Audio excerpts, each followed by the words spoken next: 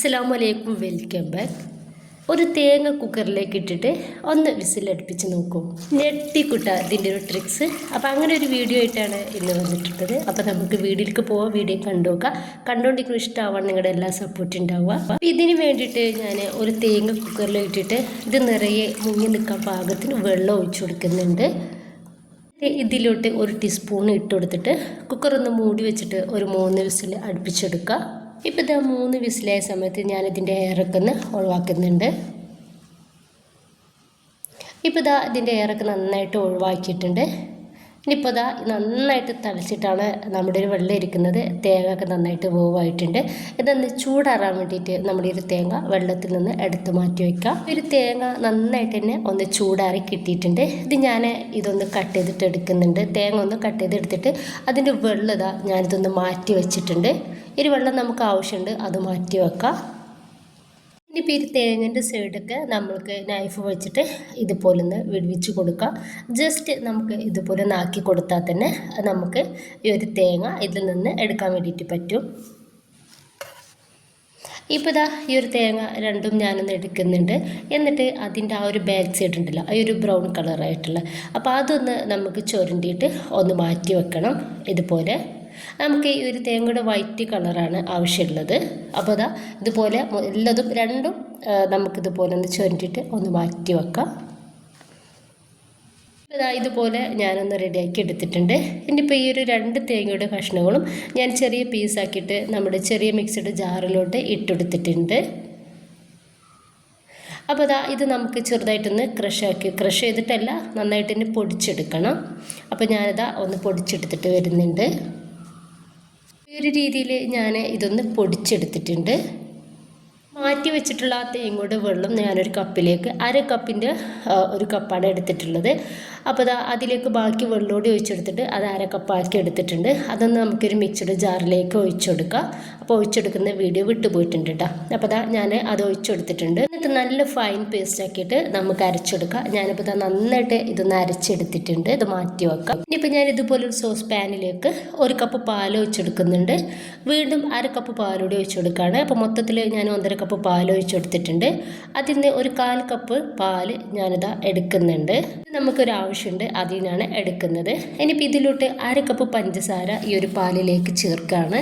അപ്പോൾ നമ്മൾ മാറ്റി വെച്ചിട്ടുള്ള ഒരു പാലില്ലേ, ഒരു 1/4 കപ്പ് പാല്, അതിലോട്ട് 1 ടേബിൾ സ്പൂണ് കോൺഫ്ലവർ ചേർത്തിട്ട് നന്നായിട്ട് ഒന്ന് മിക്സാക്കി എടുക്കുക. അത് നന്നായിട്ട് ഞാനൊന്ന് മിക്സാക്കി എടുത്തിട്ടുണ്ട്. ഇനിയിപ്പോൾ ഒരു പാലും പഞ്ചസാരയും കൂടി നമുക്കൊന്ന് തിളപ്പിച്ചെടുക്കാം. നന്നായിട്ടൊന്ന് തിളപ്പിച്ചെടുത്താൽ മാത്രം മതി. ഹൈ ഫ്ലെയിമിൽ തന്നെ ഇട്ട് കൊടുക്കുക. എന്നിട്ടൊന്ന് തിളപ്പിച്ചിട്ടെടുക്കുക. ഒരു പാല് നന്നായിട്ടൊന്ന് തിളച്ച് കിട്ടിയിട്ടുണ്ട്. നമ്മുടെ ഒരു പഞ്ചസാര അതിൽ നന്നായിട്ട് അലിഞ്ഞ് ചേർന്നിട്ടുണ്ട് കേട്ടോ.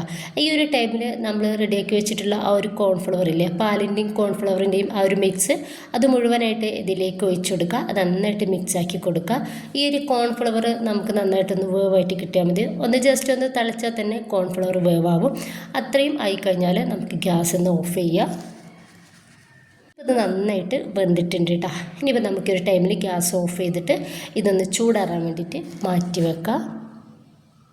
ഇനിയിപ്പോൾ നമ്മൾ റെഡിയാക്കി വെച്ചിട്ടുള്ള ആ ഒരു തേങ്ങയില്ലേ, നന്നായിട്ട് അരച്ച് വെച്ചിട്ടുള്ള അത് നമുക്ക് മിക്സിയുടെ വലിയ ജാറിലേക്ക് ഇട്ട് കൊടുക്കാം.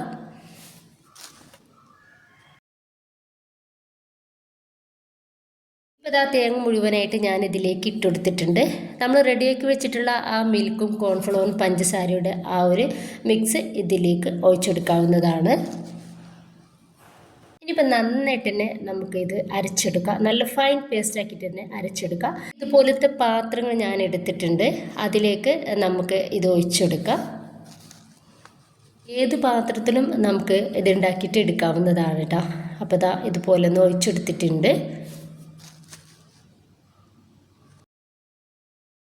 കുറച്ച് ബാക്കി വന്നത് ഞാൻ ഈ ഒരു കപ്പിലേക്ക് കൂടി ഒഴിച്ചെടുക്കുന്നുണ്ട്.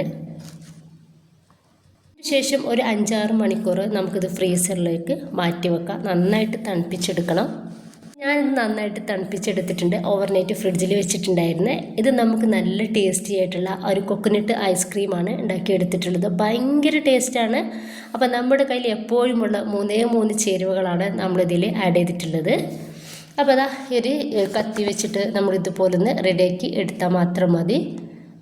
ഇനിയിപ്പോൾ ഇങ്ങനെയൊന്നും ഇല്ലാണ്ട് തന്നെ നമുക്കിത് ടീസ്പൂൺ വെച്ചിട്ട് കോരി കഴിക്കാവുന്നതാണ്. ഭയങ്കര ടേസ്റ്റാണ് ഈ ഒരു സാധനം.